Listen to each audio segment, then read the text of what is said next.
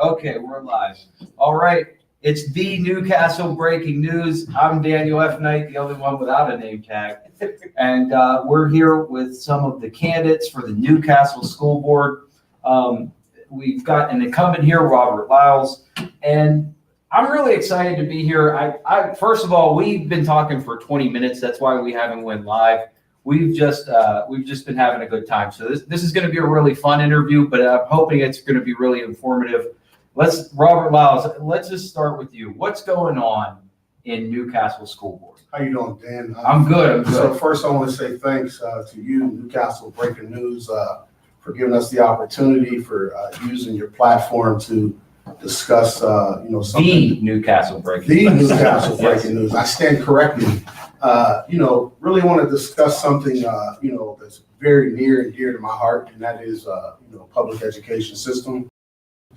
Approximately a year and a half ago, I was afforded the opportunity to be elected to the board, to serve to a 4-year position. And, I certainly take solace, knowing that the voters have entrusted me to serve in the best interest of themselves, the students, and the district at large.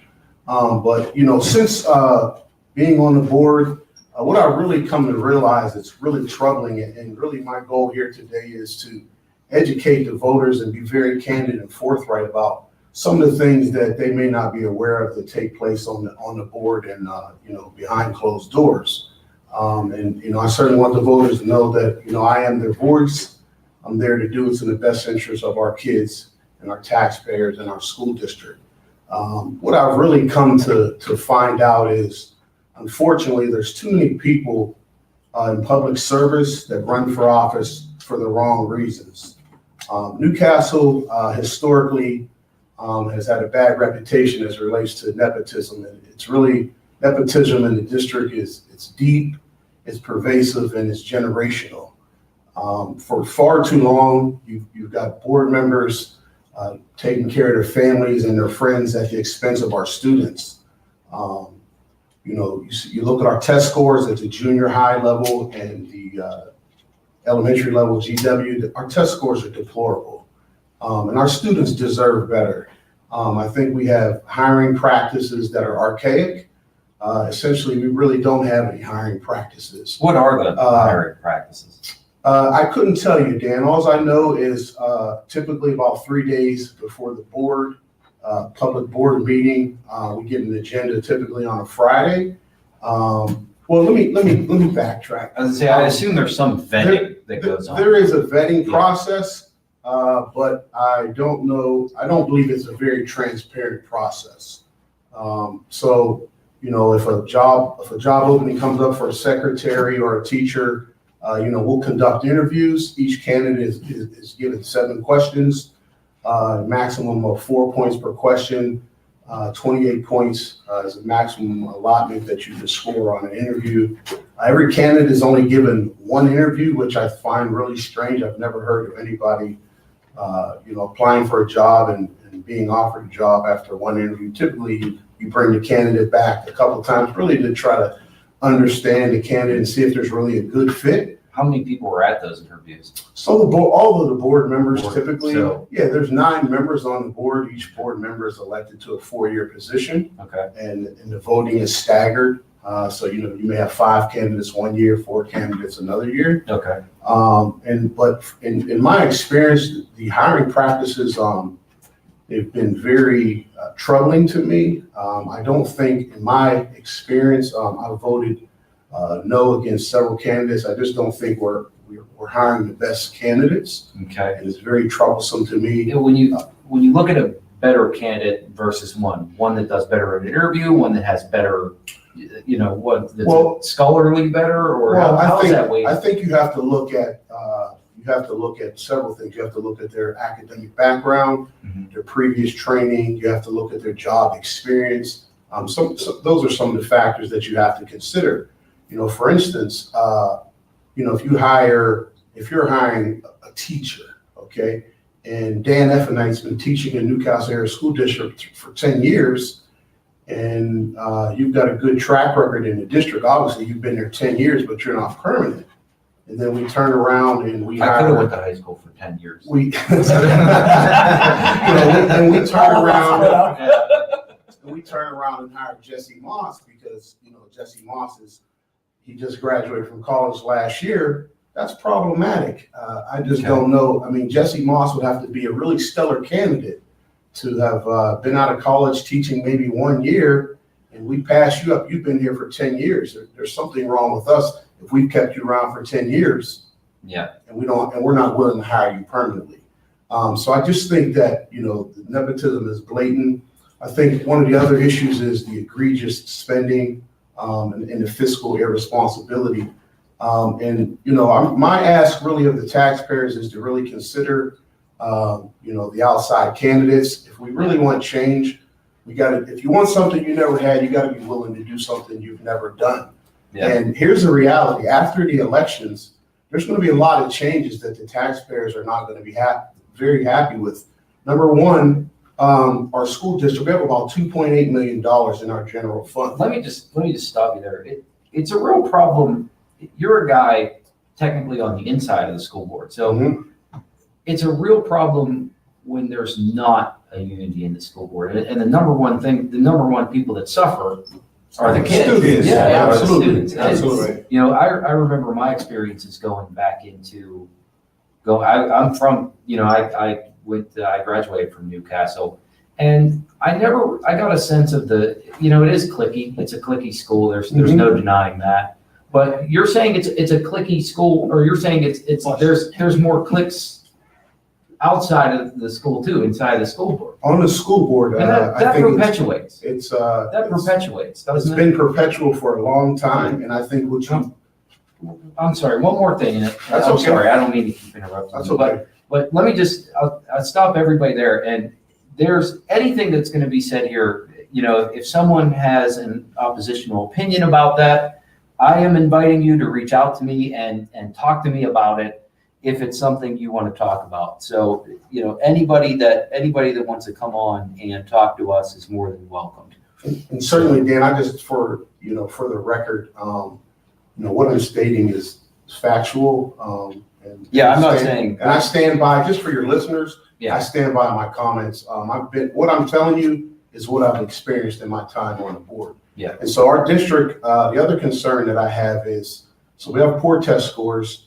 I think, you know, spending is very egregious, and I think we're a fiscally irresponsible school board. Really, you know, everything rises and falls with leadership. So when you look at the success or failure of any entity, you have to look at the leadership. So for me, it all starts with the school board. When you look at our board, there's school board members on there that, as I stated earlier, making sure they take care of their family and their friends, their jobs, through contracts. There's people that are using their position as school directors to monetize their family members and friends. I think is highly unethical. That's not why you were elected. You know, you're elected to serve the district as it relates to doing what's in the best interest of our kids and our taxpayers and the district at large. So I wanted to get back to the issue with our fund balance. We have about $2.8 million in our fund balance. Okay. This year, you know, we're wrapping up the budget. Can you elaborate what a fund balance is? So basically, that's your operating balance. It's essentially is what it is. That's how you pay the bills. Okay. So we have $2.8 million in there. So we have a $916,000 shortfall. Okay. Now we may be able to reduce that through some attrition. May have some retirements that may take place. But at the end of the day, if you don't have a balanced budget, then you know you can't go to Uncle Sam and ask for more money because the government's not going to give you any more money. So where do you have your only resort is to go to your fund balance. So it's, you know, that's your rainy day fund as well. It's like a savings account. We're we have about a $50 million budget. So 80% of our money is subsidized by the state government. We only get about $5 million from the federal government, and the remainder we get from local taxes. So, you know, the problem is, you know, the vast majority of our money is going to salary and benefits. Now, if you look at the demographics of Newcastle, you know, the average per capita is about $30,000. That's exactly And we right. have an aging population. What he's saying is, let me just clarify that for you. What he's saying is that the average person in Newcastle makes $30,000. So, I'm a fan of teachers. I'm a huge proponent of I'm a public, huge fan of teachers. of academic and vocational education. I think that, education is the gateway to a brighter economic and social future. So I'm a huge proponent of education and teachers. To me, it takes a special person to be a teacher, to be a good teacher. And Mr. Moses and Beth can tell you that because they both were in that field. And I think teachers should be paid very well. The problem for our district is, we're not a Mars High School, we're not a North Allegheny, we're not a Fox Chapel. We don't have the tax base to support that salary structure.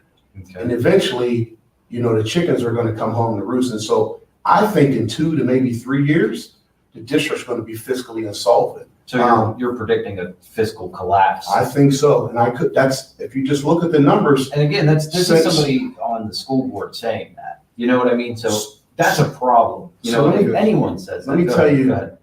a couple other things. You have 15 teachers this year getting a $30,000 raise. There's some people who don't even make 30. That's the average per capita in Newcastle.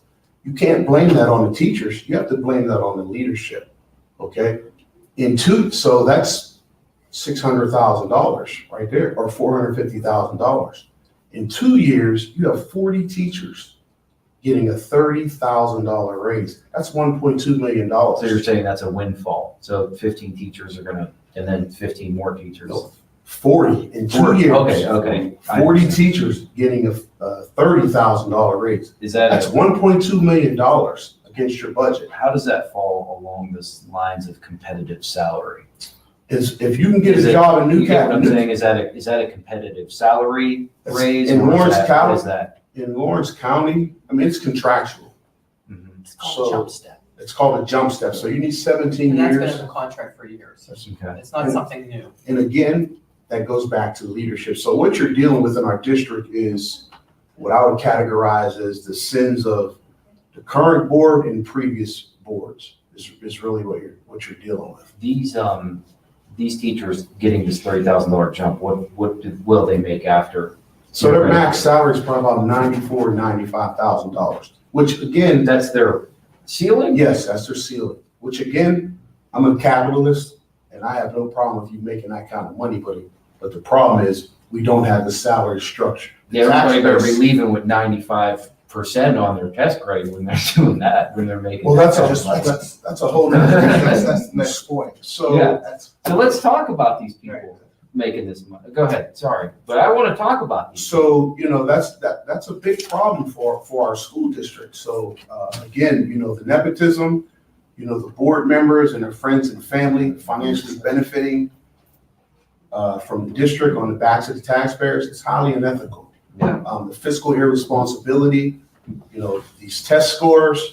And, I'm not a big fan of these standardized tests, but, it's mandated by the government. That's what it is. I've never been a fan of standardized You're not tests changing either. it though. Yeah, no, Yeah, it's yeah, a it's state- not- That's what regulation. everybody looks at. Right. I don't agree with it, but that's the way it is. at the end of the So- day, test scores are determined who wants to move and live in Newcastle. Yeah. Yeah. If we are a failing school That's a district, good we point. will continue not to. And our kids are our test scores, I'm sorry, they're in the bottom 15%. That's a problem. I heard somebody comment on that before. Tell me this, if this is true. Again, this is something I heard, so third hand too. They said there's great test scores and then there's really low test scores and there's not really much in between. They do And well in that's- science and biology, Uh-huh. but and they've gotten better a little bit in English up at the upper grades. But I'll tell you about English. But at George Washington, it's, the scores are horrendous. Newcastle, one thing Newcastle's notorious for is people that come out of there have bad English skills. If everybody that's watching this probably have seen spelling errors, grammatical errors inside of my posts, and I fully own that. I'm trying. Thank God for spell check, because I wouldn't be able to function. Literally, I couldn't write an email without it. But Are those test scores? Yeah. Oh, You know interesting. what I'd like to say? Go ahead. Even with, okay, Take a look. talking about the wages and salaries and everything. Okay, I'm like, Mr. Lyles here. It's okay for them to make that type of money. But where does the accountability comes in for that teacher? You know, they have to teach the students, you know, Yeah, and that'll bring the test, if they're really teaching those kids, the students, the test score should be sky high. They're making that type of money that you have to care. You Yeah. know, you just can't go in the classroom, get them on a computer, get on a phone. Well, But my, they're, but You they're can't do follow, that. but You're- they're but following my- directives. yeah, but The my- teachers are I following would, directives. I would say. I'm not blaming the So teachers. it starts with the superintendent. Well, it starts at the top always. The I teachers would want to are go ahead following and say, I mean, I definitely agree with you that there are obviously rooms of improvement everywhere. I've been a big proponent of the fact of like stepping into schools lately and really talking to parents, teachers itself. That's what. And I'm That's what seriously you- like, these teachers just need a better structure and this is support. Eddie Yes. Bogart. Hi, guys. These teachers just need more support. I mean, we They need do. definitely a sense of like, if they need the support from their staff, it needs to be there. And that's where I Well, feel. that's where the hands-on comes in. You gotta be a hands-on person. If you wanna be a school board, you gotta be a hands-on person. You gotta talk to the The kids. You teachers gotta need talk to- help. You Well, gotta talk to the I agree parents. with I think what you're suggesting You know. is accountability for teachers Right. through test grades. Is that what you're Part of- saying? yes. Well, you know what? I actually thought the same way. I really did, Dan. I thought that a school district needed to be basically ran like a business. And, you know, teachers should be looked at in regards to passing or failing. Are these kids passing or failing? And But you they know don't what? pick their kids. So And it's you a know- yes or but no they teach- But you know what, They in, teach in regards to that, That's I a good realize you can't look at it that way. You know why? Because our demographic is completely changed. We can't not simply say student A who lives in an upper class family and has a decent, pretty much upbringing and parents A who nuclear family. exactly, Right. to a Situation, child that basically might not have that same logistic. Yeah. Mom or dad has to work late nights. They have to care for their siblings. And we're talking about Exactly. 6 or 7-year-old kids. And then you take them to school and you're expecting them to perform just like an A-class It's student. ridiculous. And Yeah. then we forget that child needs to be taken care of as well. So in a sense, yeah, you're right in regards to the fact that there should be accountability for teachers, but there should also be the support staff there to help teachers, such as psychologists, And the administrative staff has counselors. to be There there to should help be teachers. the opportunity for us Well, to let me have tell you, the opportunity to have actually as well, I'm sorry, I just want to finish that. We have great amount of reading specialists and math specialists. I don't understand how is it possible that if we have such a big group of people who are Specialists in their area. Duquesne graduates, pretty much, Pitt graduates Pitt graduates that are with master's certified degrees. masters with reading and math, we're not utilizing them to do math and reading. So Why? just Why? wait. let me Yes, tell there's you. a disconnect somewhere. On my Why? job- Why can we do that? Why are we not using them? We need to think, we On don't my even need a job. box, On my you know, job. anymore, just We think. have a thing when a new student or you come in, we have a thing called a master case planning conference, okay? Every student that comes in, and what you do, you sit down there, you sit with the psychologist, the nurse, you sit with a whole group of people, and you figure out what this student's needs are. They go through scores, they go through testing, you figure out what their needs are. And from that point on, you follow them through the whole time. The whole time, you follow that student through, making sure that all those things that's on this paper, on this master case planning, that those needs are being met, and you should see some improvement. But some people drop the ball. When you drop the ball, it's not gonna happen. You know, they're treating kids now for PTSD. They started talking about doing a lot of treatment for Yeah. that. It's unfortunate. It's They sad. have a lot of Just- problems. Some of them are Exactly. psychological, Well, some of them the are just. point I was gonna make to that learning is- disability. But I think you have the staff to do all of this. Yeah. You just have to think how it will work best for you. Because Yeah. we have some really, Yeah. I was in the school district. We have some really good administrators. We have some really good teachers. And we have people that will rise to this occasion. They really, really will. If they're pushed. Well, that's right. If they're given the opportunity They're to motivated. succeed, Yeah, they're they motivated. will. Right. Yeah, and that's why I Motivation, feel, people like, respond Right. what you were I just think- mentioning, it's just very similar to like an intervention program. Yeah. Right. A program that really dedicates and tailors actual, the needs of a child. And I So think they're we trying should be. some of that Tracy social Rankin, emotional Yeah, I was thing. gonna say, but I think that though, there's a part of that. I mean, it's great to have that because I'm familiar with the MCPCS process also. They have the ISPs in school. But again, what the focus then becomes is that you have the 10% that will be successful no matter what, because they have the supports in place. And that'll happen no matter what, those 10% of kids. And you have 10% of kids that are so profound in whatever their issue is that they'll never be successful. And in the school setting, in the traditional school setting. Right. So they're there. So you have those two ends of the spectrum, but you have the 80% in between where you actually have to make your mark as far as what you're able to do with those kids. And that's where the process breaks down, because a lot of times people do spend a whole lot of attention on the upper 10%, and those are fantastic. Yes. You want those kids Yeah, to be they're in the successful middle. and give them those wings, but there's innovation that can apply to that middle group. Because what ends up happening is that if you spend all your time and attention, I worked in community-based services, but also in residential services. And if you had a unit, there was 20 kids there, and if you had 2 people that were consistently disruptive, the other 18 suffered on a consistent basis. So their treatment was never realized.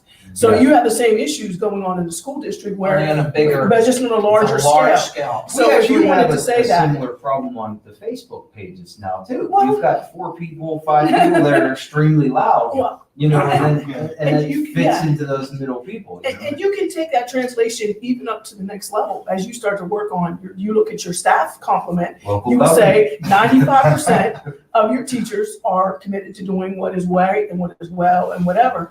But unfortunately, the 5% of the people who don't want to be there, shouldn't be there, maybe they've outlived their usefulness, this isn't the job for them, they don't want to be here, whatever the motivation is, you have that 5% that are disruptive to the other 95%. So the people who are in administrative tasks always end up focusing on that 5%, and they still end up being disruptive. So you have to kind of figure out how to put everybody on the same page. And what happens is if you get everybody on the same page and you have everybody moving forward in the same direction, those 5 people, that 5% of group is going to be held accountable to a standard that they probably can't or won't be able to meet. And then once you weed that out, then there's the progress that you can start making. You're not ever going to be 100%. 100%. No, But you can have, But you you gotta strive. strive, you gotta strive You for that have- yeah, and 100%. No you have- matter what, you still have to, And But have to what go needs- for that 100%. I've got some anecdotal information for you. When I was in Indiana, and we would rehabilitate inmates, and so I literally taught them how to sell. Mhm. And so when you talk about the 10%, I'll say 80% of my class was that 10%. And the only thing you could do is focus on what people were doing good. Right, At the end of the day, you can't help everybody. Right. It's just not realistic. Yeah. No, it's And not, and It's your responsibility to do it. right, you have to help as try. many people as you can, but at the end of the day, you can only bring a horse to water. right. If they don't drink, that's And nothing. And you have to have the Let me give same you an goal, example you have to of have the something. same goals too, for everybody. That's Beth you have- Barber talking. Hi, everyone. You need to be fair. You can't have separate rules for different people. All the rules have to be the same. That's And that's one of the problems. The You know way what? that changes You the know what, rules Beth? for. That brings me to this here. I Okay. know a 3rd grader where the teacher said, I give you the option. Either you can work on a computer and do your math, or you can read. Okay, give them the 3rd grade an option. No, that's. Okay, right, okay. So the 3rd grader said, I'm gonna read. So her and a couple of the girls got together and they were reading. When the report card come out, she gives her a low grade because she says she gets in a clique and all she does is read. Wow. I read fanatically. We Now, got why give a Don't worry, 3rd grader a why? choice No, when it comes to learning? I want. Yeah, If it's math time, you do math. But the teachers If be it's backed reading up, time, you be do backed reading. up And I too, think for all that one of the stuff. biggest things that in regards to that we are missing in regards to our buildings, and as well, I think that the actual school board needs to be mindful of, is that we don't have a syllabus. We don't have any type of like, any way or shape or form of like, there's no bench testing. We don't need that. Yeah, they do bench testing. But is it, how accurate is it? Like, I mean, are all the teachers on the same space? I mean, No, are all the here's- English teachers doing the same? Here's Pretty what, much what here's they what have I to don't be. understand. If It's not. everything's going well in K through 2, and then you get up to George Washington, And then and then the test scores are showing they're not doing so well. There's a disconnect somewhere. I want to know about that disconnect. I But I feel like that's something that it's data that we will have to acquire by some way, shape, or form, doing some bench testing. What kind of data are we extrapolating from? They have That's a different, they have question. different programs to get data, like they use SFA for reading, Mhm. and there's something called Member Center. They get data out of Member Center based on what the teachers put in through SFA reading. That's their reading Is there program. some SFA. sort of unification, And they get- grading scales and things like Yes. that where you can sort of build I don't want to call it a Venn diagram, but you can build some sort of understanding. Graphing and stuff, yeah. Yeah. Yeah, and You they could. give presentations. I You mean, could. some of the teachers come in, the math department up at the high school, they'll come in and give presentations about all that data. They're very up on data. But how much, Data, I how don't much think- work, how much backup or support do they have after the data is? Go ahead, Norman Moses. Yeah, I want to be very direct, straightforward. I've heard everything everybody has said. But I want to speak to the general public, the voting public, who has children in school districts and who do not. It starts with hiring. No matter what you say, it starts with hiring. If you get 50 people apply for a teaching job and they got PA certification, their background is in order, and you interview them. Well, I'm not for the interviewing process. We have universities around here. You can bring a teacher in from each, a professor from each university, Slippery Rock, Grove City, wherever, to do the interviewing and make a recommendation to the school board who finally hires. I think we should do that for every form Okay. of government on every decision. I think we I should mean, I'm bring in a sorry. panel of Outside. disinterested. All right, let me But give the you, decision should always lie with the school board, because Yes, they're right. the body. but let me continue. They make a interview. Body. Yes. Everybody's qualified by certification and by background. Thorough investigation. Yes, thorough vetting. The professors come in, they are beholden to nobody. They narrow it down, say, here's who we recommend for 3 teaching positions, recommended to the board. Now, I'll give you an example. What if you have someone applying for a history job, teaching history? What's so hard about getting a history professor from any of those universities, or one from all 3, to interview the applicant for the history teacher's job and recommending it to a board? No, it's not. Now, the second thing that bothers me, there's no and, ifs, or buts, because I've researched it. The fund balance, which is what you have, Is that expenditure- FUND or FUN? FUND. Okay. That's expenditures, that's income versus expenditures. If you spend more than you take in, you're gonna dip into the fund balance, or you're gonna dip into the taxpayers' dollars, which they don't wanna do. But it's coming to that point because you got 2.8 million fund balance. It went from 15 million to 2.8. Make no mistake about it, we have some of the finest teachers in this whole state. There's no and, ifs, or buts. I was a teacher. We were- I taught special ed long ago for intermediate unit, profoundly handicapped. And I ran an agency with over 140 employees.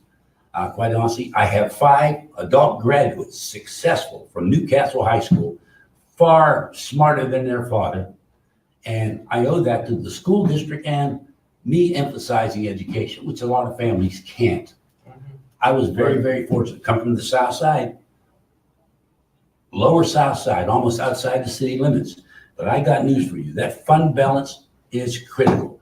And my decision will be, you either got to cut expenditures So, or find more income. You aren't going to Yes. find income from a decreasing tax base. They're gonna raise taxes, that's what. Look, you're gonna have yeah, to. exactly. Tax. But to hide behind it, If you- That brings in 400,000, if they go 1 mil, 400,000. That 2 mills, 800,000. let me say this directly. If I get elected to the school board, if I'm fortunate enough to get elected, because I don't need this right now in my life, I'm retired. Norman, there's a process. We're actually gonna go around. All right, the board I'll let you go. with everybody. All right, So, one yeah, second. So I'll tell you what, we'll start around the Okay. board and we'll do that. Okay. Okay. So just to continue on the conversation with what we were actually talking about was, actually, let's just go. Just say it. Thank you. I was waiting for that, Dan. I was gonna say. Just give up. Just give up. Just give up. Give it Give it the the real. Just run it into the ground. Just let it go. That's Norman Moses. Let Norman You try. got your back. Let it try. Go ahead, I'm done. But I will tell you this, if I get elected, if I happen to, those doors that are closed right now, I'll open them. There's no ands or buts. Anything that's gonna go on behind closed doors that I will not violate the law, taxpayer will understand what has happened. I'm not gonna betray myself at this stage of my life, and never have, and I will not betray the voters. Amen. And I'm well-rounded. You can pass it Transparency. around. Amen. Sheehan 2, Youngstown University, Slippery Rock University, 5 adult children, United States Army. So I think I am well-rounded enough to know what is expected and what people expect of me and Amen. of others. I really Amen. mean that. So I'm sorry I talked too much to. That's all right. Hey, you But said a lot. It's I not wanna my get- show. It's, I want to You get said a to lot. this doesn't belong to me. that to me is the crux. That's the crux of the matter. I talked long ago, and I'll let you go with this. A man called me from Georgia. He was coming up here to close Rockwell. His name was Oscar Villavesa. I'll mention his name because it's a fact. He called me and says, "Can you tell me?" He heard about handicap agency, and my name was given. I says, "Yes, what do you would like to know?" He said, "Where is the best school district and the safest area in Newcastle?" I gave him my opinion. Let me tell you something. The number one thing, you want to help the city, number one, you need health, education, and welfare of your students and the safety of the community. Because when the guy relocates here to start a business or to close it, he wants to know, where can I live safely? What education will my kids get? And what amenities there are in the surrounding area for my lovely wife. Amen. Now, what do you have? Everybody can offer land, everybody can offer tax. Do you feel that Newcastle's a safe school? You know I what? believe. I think I it's safe. truly- I think Overall, it's safe for the yes. kids. I really do. Yes. But I'm We looking at still live in planning, a community that is, it Yeah. is cared for. and I'm looking at planning. What's that, Jesse? I don't feel like they should have 6th graders here. I don't. feel Oh, like at the they high should school, go- I So, don't agree. I don't think. what grades are they going to the high school now?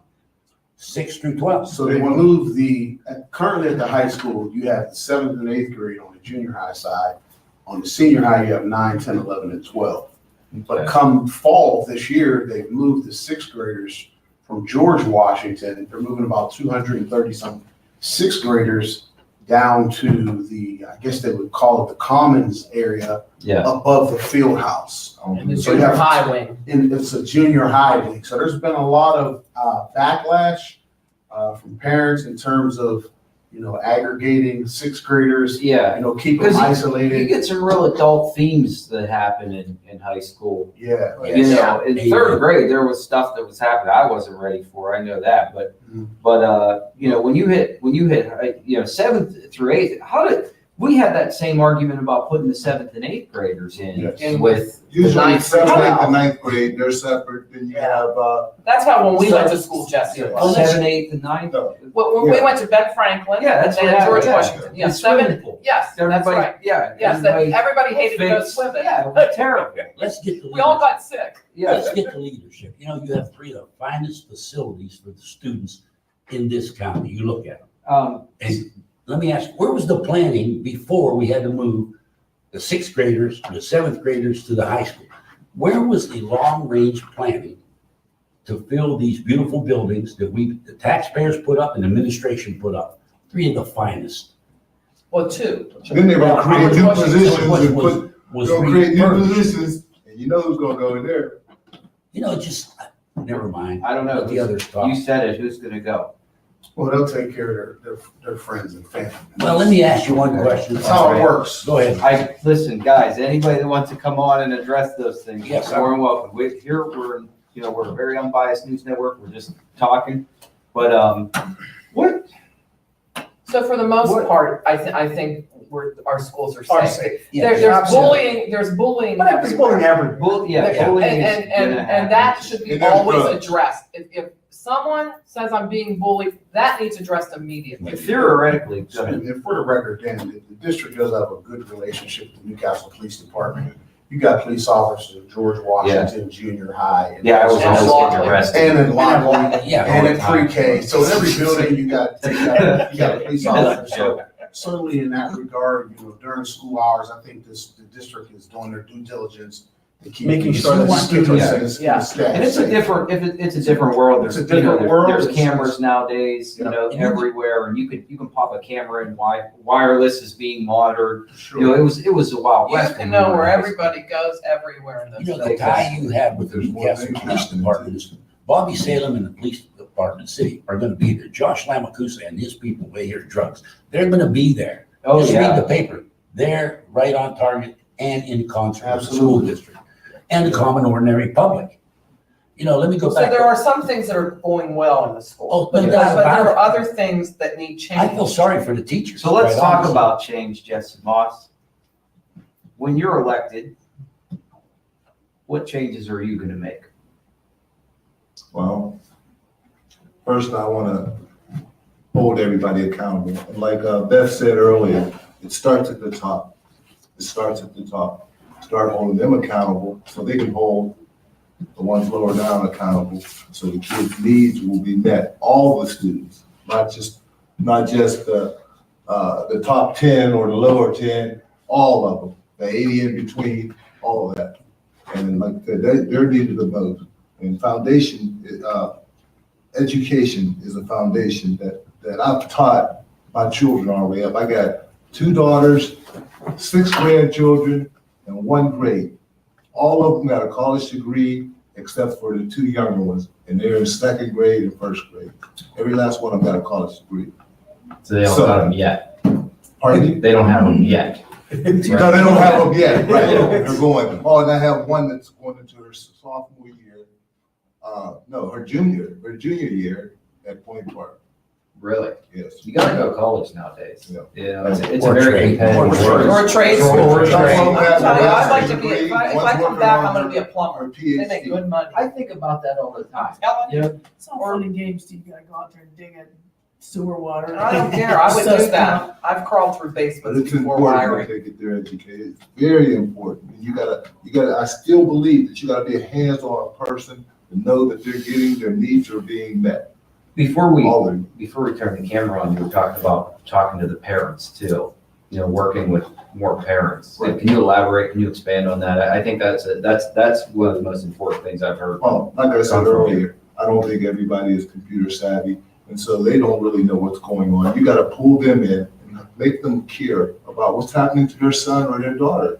I mean, so you gotta be a hands-on person. You gotta openly talk to them, Yeah, I mean, and find out what their needs are, because sometimes it might not always be an academic need, it could be another need that has to be met in order to make their student, make their child learn better.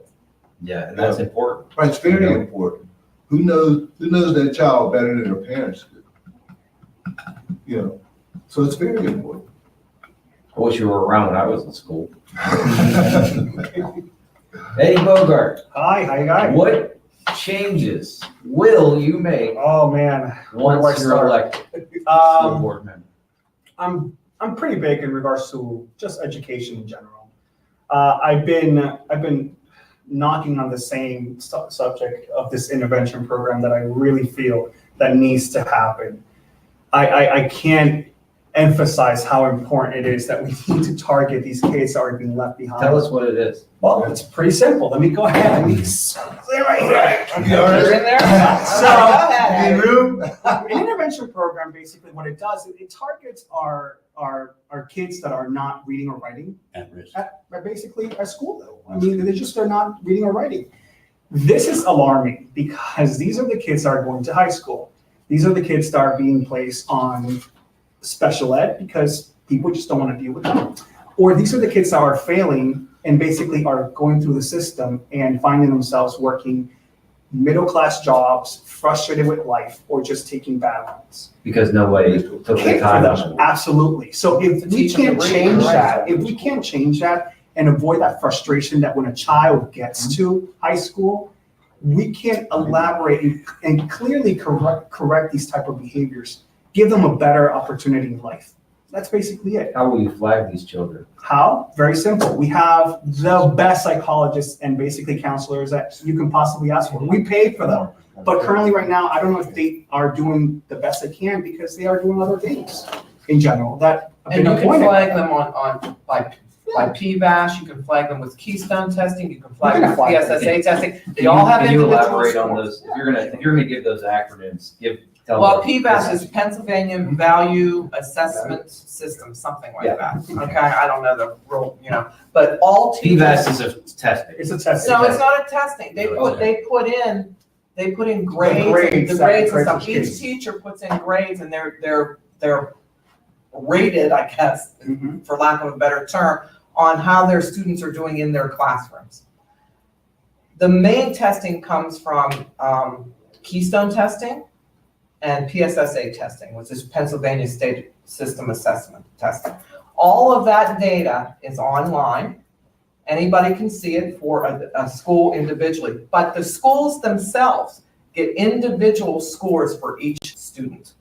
So it's very easy to identify The who's not, kids that are not. who are not proficient in reading, in math, in science, in whatever they're testing. Would you guys mind going on to our page and posting those links? Oh, yeah. For those? I'm sure Absolutely. There's Yeah, a lot of people watching, so Yeah, absolutely. I'm sure they'll want to see that. With that as well, and I definitely think that with a diverse community that Newcastle has become, especially with even the changes of the amount of huge population of bilingual students that came into this Puerto town. Ricans. Yeah, the Puerto Ricans have been here. They have not provided the actual support that we do have. We don't have a strong ESL program where there's actual teachers that speak the language. So we are utilizing either our students to translate for other students, Which is illegal. or simply just basically failing them. And again, it goes down to the fact of they will go from grade to grade and they will just fail and just And basically they will become. fail and fail until they give up and then. And then they drop out. themselves. So Exactly. to my, Yeah. I'm sorry, excuse me, And I they're just want to two interject languages. something here. To my knowledge, I think there's two teachers in the district that are Spanish-speaking teachers. They're certified ESL teachers, but they're not really proficient in regards to Spanish, unfortunately. And for the record, actually, what the Commonwealth of Pennsylvania requirement is that you have to have someone who is a certified translator in order to provide translation services. And if you don't have that, then you are not in compliance and could stand yourself up to be really in trouble. So if people are doing assessment processes, like for instance, psychological testing, that all has to be done in language proficient, there has to be those, so you have to buy In their those native tests language. in their native language. If you send reports home to the family, It has to anything be that in you their send native them language. has to be translated and sent home to the family in the native language. So it's very necessary that people need to understand what the law is What's the and become timeframe? compliant What's the timeframe for compliancy on that? immediately. Immediately. Yeah. Immediately. Immediately. It should have been Yeah. something that should have happened immediately. Like, for instance, if you have a certain percentage, like actually all the teachers, even if you have one student in your school that is ESL, that's English as a second language, whatever it is, your staff should be trained in how to operate the language line. You should have a language line. And then they should be trained in how to operate the language line. If you have to, just think about The culture shock. well, the culture shock, but not only that, think of the things that could possibly happen. God forbid, there's a fire in the school. You don't have commands to give this, you have to give the students commands and somebody doesn't speak English. Yeah. What happens? What's the liability for the school if For a child that doesn't understand. Yeah, what's doesn't really- understand their language and somebody Thank gets God they do injured. fire drills. They do, thank goodness, yeah. But even still, anything, a kid eats a peanut and they're allergic and you can't, find out, like, what did you eat? Where were you at? What happened? How do you negotiate that? You have to have those things in place. Yeah. So, it's really necessary. I hope that. See how great my topics are just great. Conversation. Listening. Yeah, yeah. Well, listen, I put that information out there to someone to let them know that. That's you know, Tracy that's Rankin talking. that is something that is available, AT&T language line. You can, they do this. They do translations. And they do translations, whatever language you need. I and offer then to translate. I'm fully bilingual. Yeah. What are your qualifications? Me, Yeah. my qualifications, pretty much none. I am not any type of educator. I went for fashion and merchandising for schooling, but I do have a desire and a need to make a change. So your qualifications are your passion. Absolutely, absolutely. And I have the wit, I'm charismatic, I have the opportunity to want to make some change. And if you give me the opportunity, I'll learn anything. I mean, you show me how to pretty much be a plumber, I'll be a plumber in 12 hours. I can start digging wells immediately. I asked because you seem educated. Oh, thank you. Yeah, you seem like you're. Thank you. I Yeah, He's appreciate very it. around the school. compassionate for children. Also, can you guys, if you're gonna add those links, can you add the futurereadypa.org link on That's there? it. Oh, yes. That is So it. that people can go on there and see the test scores. Yeah, that's what I was talking about. Yeah, so all you have to do is it's gonna ask you for the intermediate unit, so you just wanna put Midwestern Intermediate Unit 4, and then Lawrence County, and then the Newcastle Area School District, and you can click on each building, and you can see how all the kids are performing. Yeah, You can that's look at really state neat. guidelines. It gives the overall It gives you a performance. It will not snapshot give of individual kids. child. They're not Academically, allowed. the That's right. demographics, financials. Shoot me straight. The Newcastle, how does it match up with the townships in curriculum? Oh, my God. Well, we have some very good curriculum on the Amazing high kids, end. yeah. Yes, on the Let me high tell end, we you, have some yes. really good curriculum. Yes. I would put Newcastle Yeah, against next any any township township, school. absolutely. I believe Schools, Newcastle, I would AP put it courses. against any township school. Especially Laurel, right? Well, I'm not saying I've that. always said to my wife, that they argue with me all the time. and I Laurel's a try- good school. We have a lot of good We have schools in good this area. school, but I'm yeah. joking, I'm Newcastle joking. gets a bad, Yeah. Newcastle gets a bad I say rap. we have the Let's start being excellent politicians curriculum, now. right? Well, I do love Newcastle. We grew. That's just for my way. Yeah. Right, that's why. Dan, Well, here's the thing, just let me finish this real quickly. Having said all that, we do need major improvements in our school district, because the first place, like Norm touched on this, the first place that anybody looks to move in here is they're gonna go on that website and they're gonna look at our test scores. They won't know that there's more It's a great to, community. yeah, that there's there's more to good that people. school district than those test scores. And that's No matter- unfortunate. Yes, No So matter how we- good we are, we can always be better. that's If you correct. think that you're And good, being you just stop average- working. being Which a average lot of isn't them good have. enough. They thought, hey, we can stop working. So if we just sit back now and try to reap the benefits, in the meantime, we're going down. Well, being average or proficient isn't good enough. We need to be above. Right. We need to, Right. we, So that's a great question, a segue into my question for you, Beth. This is Beth Barber. Beth Barber, yes, Dan. once you're elected, Yes, Dan. what will you do Well, differently? there's, What will you well, there's change three in things that I want to focus on: fiscal, academic, and administrative accountability. One of the things that I would like to do is have board meetings live on Facebook, so that anything that is said and goes on from any board member, anybody can see it. Because That's where you come sometimes into play. Transparency. And that's Yeah, where it you- is transparency. Sometimes you don't get the full effect of what's happening and what each individual board member is voting for or against. That's a You great really point. don't. That's a great point. absolutely. So, but by doing that, by broadcasting live, it gives the opportunity to people who can't make it up to the second floor of the admin building, Or don't know where it is. or who have small children and they don't have a babysitter, or they don't have transportation to get to the board meeting. I think it's important for everyone to be involved in the community, and by being involved, you attend the board meetings, either on a website, live, or you physically go to the location. I think Everybody there's- around this table agree with you. Thank I you. think I there's, love that idea. there should be a better level of, the best way to put it, it's not customer service, but constituent service. You know, I think there should be a Right. better level of And that. that's part of the school board's You have, responsibility. yes, you have to exactly. be held responsible. I think that so much, that there should be a budget allocated for that. There should be a budget allocated for education and getting people onto. Right. I mean, how much does it cost? That camera you're looking at was $100. Yeah. That mic was Well, why not have the kids come in from the high school that We have? do have that, yeah, we have a- We have a TV studio, have the kids come in and do it. Yeah, exactly, and. We have- use And yeah, exactly, and that's. Don't we have to have a experience. Facebook account in Newcastle? We do Yep. Facebook, Okay, Twitter. so Yeah, there you go. There's nothing, yeah, and there's nothing wrong with So you that. have all the equipment to do it. Exactly, you have technology. everything. And all the kids that- staff. And you have kids that would love to do it. That would be Right, great. right, training. The newspaper's dying. It was it the Newcastle News? No, Newcastle Hurricane News that they Oh, do, yeah. the editor paper. They're not going to use that. That's not going to translate to anything. This is the school newspaper, not the Newcastle News. Doesn't want to get in I trouble. don't want to have my name in the You're gonna get paper. in trouble anyway. Oh yeah, People- yeah. Let me say this, everything they have said educationally and safety-wise, I accept it all, every bit of it. But it does start at the top. Let me give you an example. There must be change for this reason. I may have said it earlier. There was a vacancy when Mr. Kirkwood, Mark Kirkwood, passed away on the board, his unexpired term. 2017. Many people went for the interview. It was a fool's trip.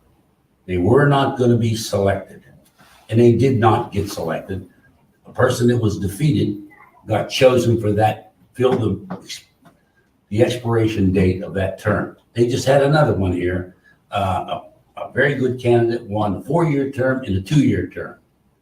He vacated the 2-year term to take the 4-year position on the school board. Again, there was interview process. No, there wasn't. No, all No, right. Someone was There was selected. just who- an appointment. Someone was selected who was defeated. So what do you want? You want more of the same people? Take it. I'm there. I don't need it. I have passion. I have energy. I have 5 successful graduates, 2 attorneys, a registrar at Penn State, and I got news for you. Every time they came home, they spoke highly, and to this day, of the teachers. Of the teachers, I never, ever heard them mention in administration. Teachers want to teach. I was a You're teacher. exactly right. For 5 minutes. Yes, Perfect. I was a teacher, and I know teachers who get beaten down in the system because the support is not there or the incentive to make them have the drive they first started with and the passion. You don't want to see a kid fail. Last thing, I was a teacher, student teacher, teaching social studies at a local school district here, Newcastle. I gave a test and I'm walking through the aisle, and this one kid was not answering the questions. So you don't want to embarrass anybody. I waited after class left. I said, so-and-so, you didn't answer any questions. I realized he couldn't read. He read, I went and checked, he read at a 3rd grade level in 3rd grade. So why didn't he progress up to 5th grade? I gave him the verbal test and he scored, I believe, I want to say 19 or 18 out of 20. I asked him the questions verbally. He couldn't read to answer them. Now, how could I fail a student like that? So I went back to the administration. I said, I want to teach him to read. I worked 11 to 7, sheet and tube, came in the morning to teach reading. I hate to cut you off, but we're. Okay, limited for time. Well, let's get up to excuse my You're passion. taking, Go you're ahead. taking, Go you're ahead. taking Tracy Rankin's time I think it's for her funny. surprise That's. question. Okay. Surprise. I like I'm gonna that. I hit like you that. with this. Okay. You're not gonna know how to answer this. You've Cool. never, I don't think anybody's been asked this before on live TV. Okay. If you're elected, when you're elected, Uh-huh. when you're elected, what changes will you make to the Newcastle School Board? I think that the change is, you have to change the climate and the culture. And I think that that's where it all begins. Like, it all sounds good to all those other things, but if you don't change the actual climate and culture, then you won't change any of those other things. And so I think that, I would hope that we can dispense with shame and blame, because there's enough of that to go around. We can dispense with shame and blame. We aren't going to shame teachers. We aren't going to I blame like that. teachers. We aren't going to shame and blame the kids Yeah, we because just need to move yeah, forward. we have to go, That's right. okay, this is where we are, That's this is what where we're we need to saying. get Yeah. to be. And so once we do that, then I think that's part of that. But I think that you have to change the culture. And it means asking the hard questions and listening to the hard answers. I mean, like a lot of people, when you talk about shame and blame, people don't want to ask the hard questions because I'm going to have to hear the hard answer. Like that mess you made right there, that was a bad thing. And you're going to have to fix it. Really, that's a hard answer. If you're the person that's in charge of that, nobody wants to hear like. Nobody wants to, you- nobody wants to have anybody in judgment of them. Right. You know what I mean? As It's you're taking going- responsibility. Yeah, it's taking responsibility, Yeah. but it's, you know, you change that culture. So you change the culture by saying, okay, so now we decided we're in this together. So if we're in this together, then let's start talking about our roles. And I think there does have to be some hard face-to-face questions and answers. Like, you know, a lot of the times people, the issue comes up with parents. Well, all the parents that are out there, I'm listening to parents are coming up to me, they're telling me things. When we talk about these testing scores, well, there's shame and blame with them too, because you didn't get your kid up, you didn't study, you didn't do this, you didn't do that, and the third. Well, yeah, so the shame and blame goes to them. Well, let's stop and talk about what can we do that's going to help this. How are we going to change this? Because sometimes we're talking to parents who didn't necessarily have good experiences with school.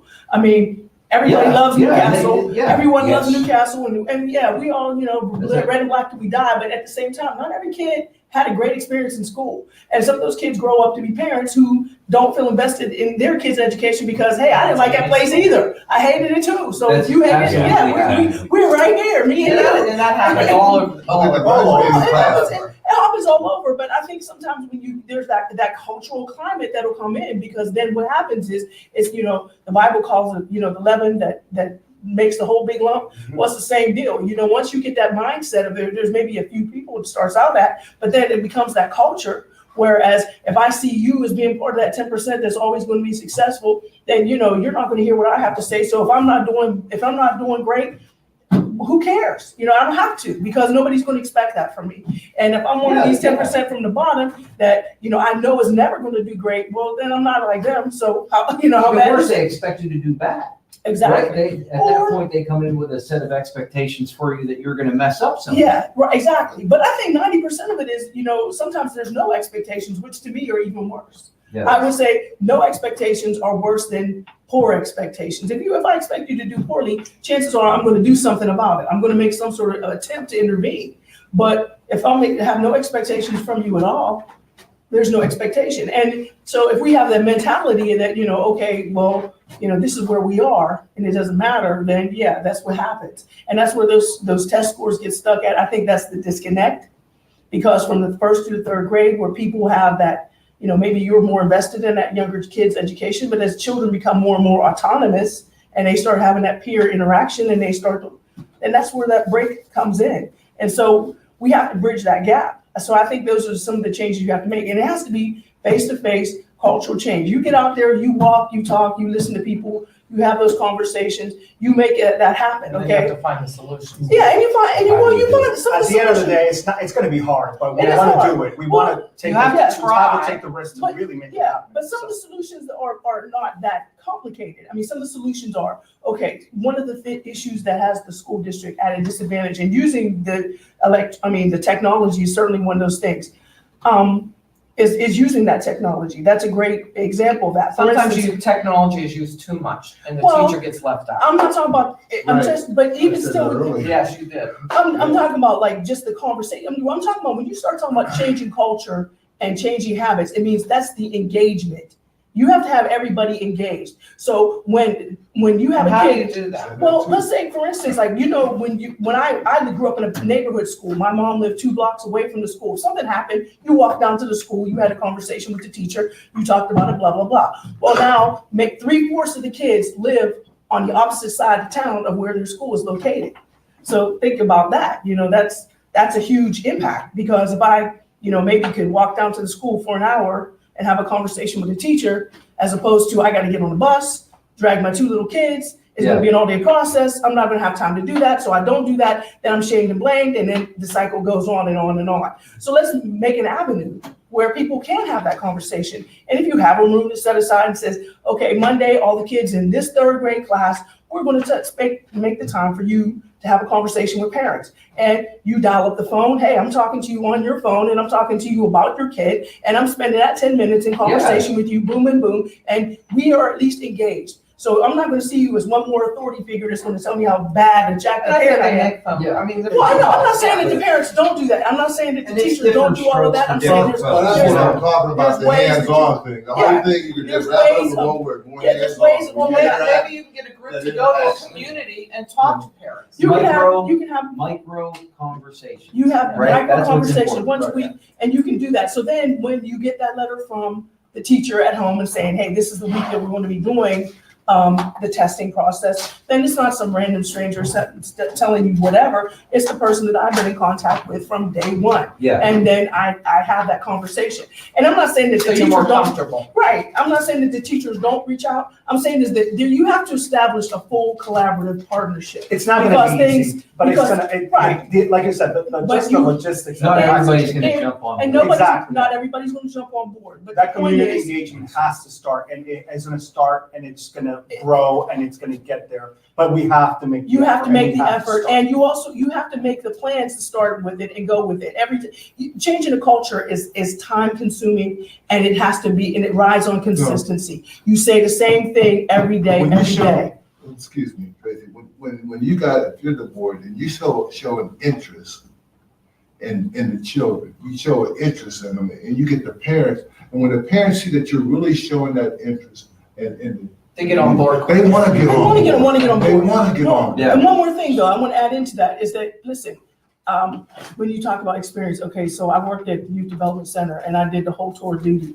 And my last tour, on that last tour, I say, because I had almost every job on grounds, was the administrator. And as the administrator, it was very difficult because there was a culture that was difficult to overcome.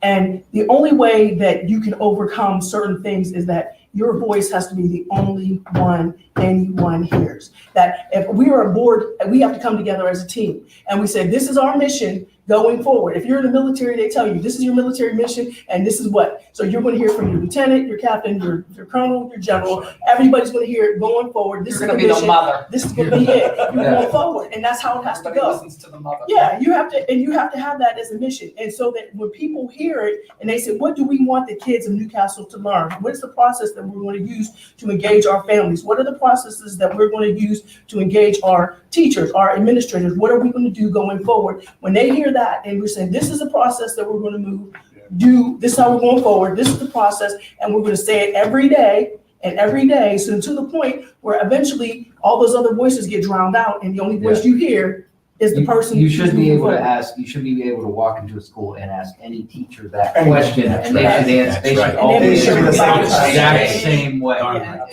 that's not how it is. I'll end with this. Yeah. If you don't have 5 votes on that board, it's 5. You're not going to change a thing. So everything we have said is valid, I believe is valid, and the voter got to decide.